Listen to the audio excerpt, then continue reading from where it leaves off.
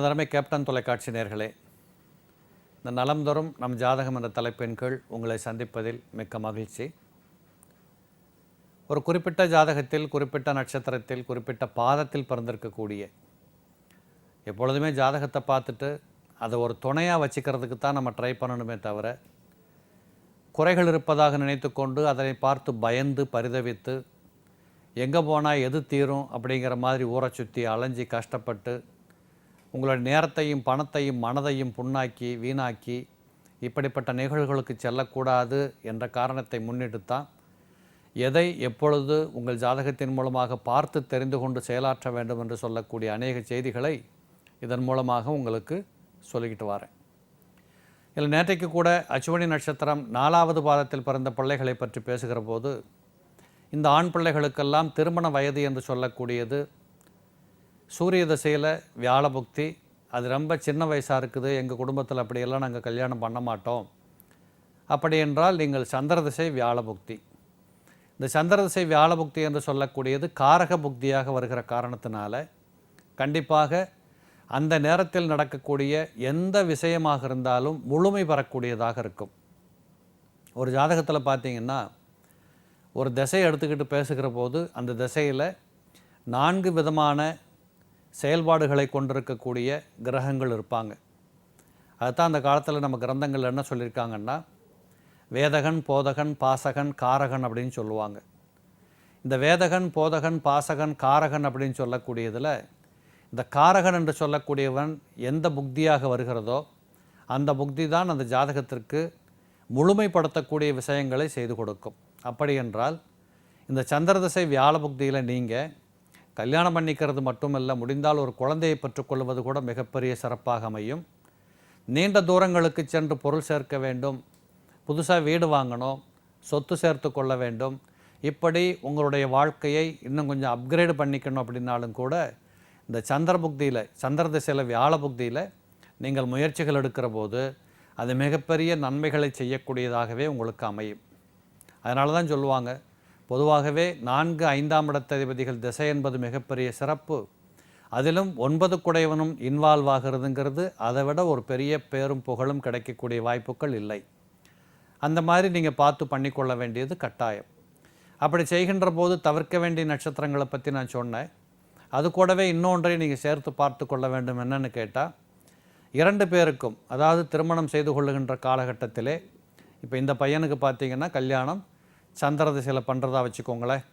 அப்போது இதே சந்திர திசை அந்த பெண்ணினுடைய ஜாதகத்திலே யார் மணமகளாக வருகிறார்களோ அந்த பெண்ணோட ஜாதகத்தில் இந்த சந்திர திசை நடக்காமல் இருக்கும்படி பார்த்து கொள்ள வேண்டும். இதைத்தான் அந்த காலத்தில் ஏக திசை என்று சொல்லுவாங்க. இந்த ஏக திசை என்று சொல்லக்கூடியது இருவருக்கும் ஒன்றாக நடக்கின்ற போது இது வாழ்க்கை அந்திம பொழுதுகள் வருகின்ற வரைக்கும் இப்படி ஒன்றன் பின் ஒன்றாக இருவரும் இணைந்தே போகக்கூடியதாக இருக்கும். அப்போ இது என்ன பண்ணுன்னா, ஏதோ ஒரு நடக்குது, வாழ்க்கை போகுது அப்படிங்கிற மாதிரி ஒரு பொதுவாக வாழ்க்கை போகுமே தவிர, ஒரு இன்ட்ரெஸ்டிங்காக இருக்கிற மாதிரியோ, நல்லா இருக்கிறோம் அப்படின்னு ஒத்துக்கொள்ளுகிற மாதிரியோ, ஒரு சின்ன சின்ன விஷயங்களில் தான் வாழ்க்கை இருக்கும். அந்த சின்ன சின்ன விஷயங்களை மறந்துட்டு வாழக்கூடியவங்களாக இருப்பாங்க. உதாரணத்துக்கு, ஒரு மனைவியை சந்தோஷமாக வச்சுக்கணுன்னா தினசரி வீடு வாங்கி தர முடியுமா, அல்லது தினசரி கார் வாங்கி தர முடியுமா? முடியாது.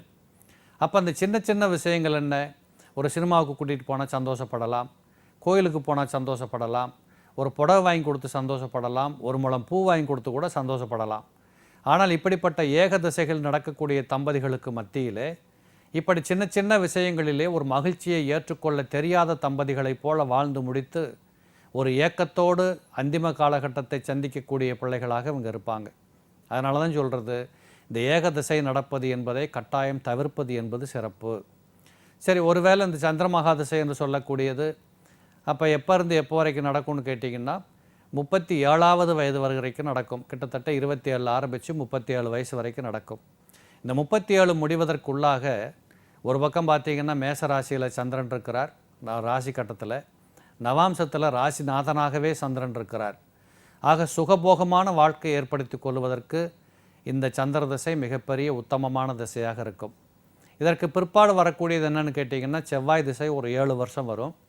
அட்டமாதிபதியாக இருக்கக்கூடியவன் செவ்வாய் ஒரு பக்கத்தில் நவாம்சத்தின் அடிப்படையில் 5ஆம் பாவாதிபதியாக இருக்கிறதுனால இது வந்து 50-50ன்னு வச்சுக்கோங்களேன். இந்த செவ்வாய் திசையை பொறுத்தளவில் ஒரு பாதி வந்து நன்மைகள் கொடுத்தது மாதிரியும் மீதி பாதி கெடுதலை செஞ்ச மாதிரியும் கூட இருக்கும். அதாவது இந்த செவ்வாய் மகா திசையில் மிகப்பெரிய பொறுப்பான விஷயங்களை செய்வதை தவிர்த்து விட்டு ஏதோ வேலைக்கு போகிறோம் வருமானம் வருது, தொழில் பண்ணுறோம் வருமானம் வருது, இந்த தொழிலை எக்ஸ்பான்ஷன் பண்ணணுங்கிறதும் தேவையில்லை, இந்த வருமானத்தோடு வாழ்க்கையை மகிழ்ச்சிகரமாக வைத்துக்கொள்வதற்கான முயற்சிகளும் தேவை.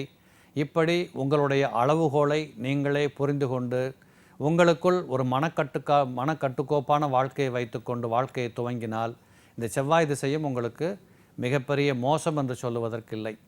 இன்னும் சொல்லப்போனால் ஒருவேளை நவாம்ச ராசி கடகமாக இருந்து 5ஆம் இடத்ததிபதி செவ்வாய் 7ஆம் இடத்தில் உச்சம் பெற்றிருக்கும்படியான ஒரு வாய்ப்பு கிடைச்சா இந்த அச்சுவனி 4வது பாதத்து பிள்ளைகளுக்கு இந்த செவ்வாய் திசை என்று சொல்லக்கூடியது மிகப்பெரிய ஒரு புனிதமான அருமையான பதவி யோகங்களை அள்ளி கொடுக்கக்கூடிய வாய்ப்புகளும் உண்டு. அது கூடவே இன்னும் சொல்லணும்னா நவாம்சத்தில் இருக்கக்கூடிய சந்திரனோட வியாழனும் சேர்ந்திருந்து செவ்வாயை நோக்கும்படியாக இருந்துட்டால் அரசனுக்கு ஒப்பான வாழ்க்கை வாழக்கூடிய தகுதிகளெல்லாம் இந்த செவ்வாய் திசையிலே இந்த அச்சுவனி 4வது பாதத்து ஆண் பிள்ளைகளுக்கு கண்டிப்பாக கிடைக்கும்.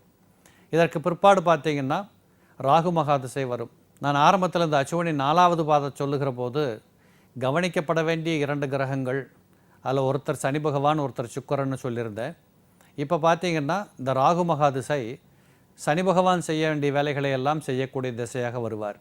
அப்போ இந்த இடத்துல ராகு திசையை உன்னிப்பாக கவனித்தாக வேண்டும்.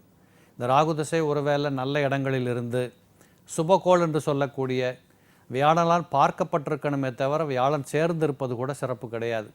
அப்படி வியாழனோடு ராகு சேர்ந்திருக்கணும்னா தனுசுல மட்டும் இருந்தால் ரொம்ப சிறப்பு. கோதண்ட ராகுன்னு சொல்லக்கூடிய கொடுக்கின்ற ராகுவாக இருப்பார்.